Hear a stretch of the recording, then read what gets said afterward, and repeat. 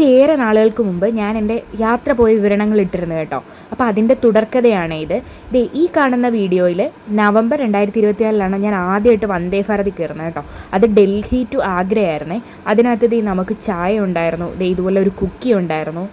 അതൊക്കെ കഴിഞ്ഞ് നമ്മൾ ട്രെയിൻ ഇറങ്ങിയ ശേഷം ആഗ്രയിലെത്തി കേട്ടോ. അവിടുന്ന് ലോക്കലായിട്ട് എല്ലായിടത്തും കിട്ടുന്ന കച്ചോരി വാങ്ങി കഴിച്ചു കേട്ടോ.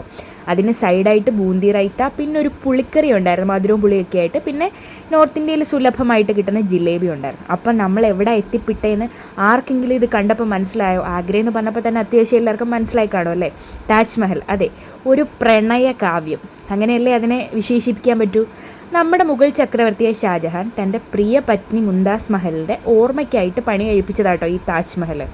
ലോകത്തിലെ 7 അത്ഭുതങ്ങളിൽ ഒന്നായി ഇത് പ്രണയത്തിൻ്റെ അനശ്വരമായ പ്രതീകമായിട്ടാണ് അറിയപ്പെടുന്നത്. പിന്നെ ഇത് സ്ഥിതി ചെയ്യുന്നത് നമ്മുടെ യമുന നദീതീരത്തിലാട്ടോ.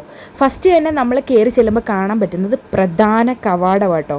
താജ്മഹലിലേക്കുള്ള പ്രവേശന കവാടം തന്നെ കാണാൻ അടിപൊളിയാണ്. ആദ്യം ഒരു ബ്രൗൺ കളറിൽ നിങ്ങൾ കണ്ടത് ആ കവാടം കേട്ടോ.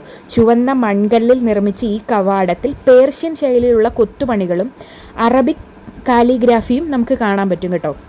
ഇതിലൂടെ അകത്തേക്ക് പ്രവേശിക്കുമ്പോഴാണ് നമുക്ക് താജ്മഹലിൻ്റെ ദൃശ്യം മുഴുവനായി കാണാൻ സാധിക്കുക. അതെനിക്ക് നിങ്ങളോട് എങ്ങനെ പറഞ്ഞു തരണമെന്ന് അറിയില്ല കേട്ടോ. നമ്മൾ വെണ്ണക്കല്ലിലൊക്കെ കൊത്തി വെച്ചേക്കുക അങ്ങനെയൊക്കെ പറയില്ലേ, അതുപോലെ കണ്ണിന് കുളിർമയേകുന്ന കേട്ടോ. വൈറ്റ് മാർബിളാണ്. ഇത് യമുന നദീതീരം കാണാം.